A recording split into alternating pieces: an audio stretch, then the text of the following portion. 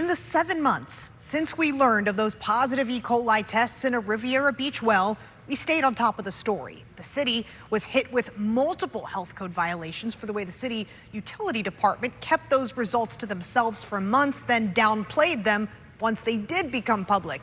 Now, we were able to tell you all of that, what was going on with Riviera Beach water, mostly by digging up records, attending public meetings, and speaking with those of you who live there, as the people in charge of the utility remained silent and ignored our questions.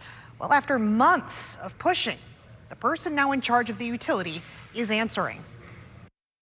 Riviera Beach City Manager Jonathan Evans is now leading the city's utility special district, and for the first time all year, answering our questions on camera. We apologize for a situation that led itself to the community and the public questioning our abilities to provide this critical service. While the city looks for a new utility director and assistant director, Evans tells me he's learned of even more issues with the water infrastructure.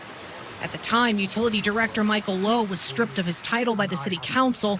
Evans tells me the city was on the brink of a citywide boil water notice because the majority of its high-service pumps were malfunctioning. And where are we at with the high-service pumps now? Right now, we've got our high-service pumps. They're working. All of them? Not all of them. They're working towards fixing all of them. Evans tells me he's bought new tools and equipment he says employees have been asking for to do their jobs better, and that he's been working to address the employee morale, which a recent survey found was poor. We're assessing a lot of things and we're making the appropriate investments. Our board did authorize an expenditure of $4.8 million to address some of the wells. And then we did move forward with some record increases to the tune of about 15% wage increases. He says the city is spending $350 million on necessary improvements to its existing water infrastructure and the construction of a new water treatment plant. That's still in the design phase after significant delays.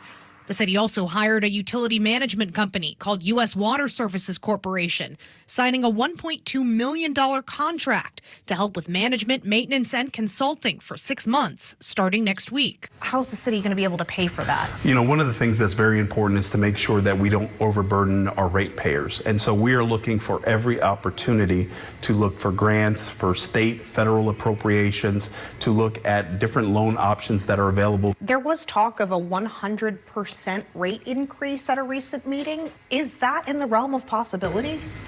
I would say that anything right now is possibly in the realm of possibility, but that's one of the things that our consultant provided the worst case example.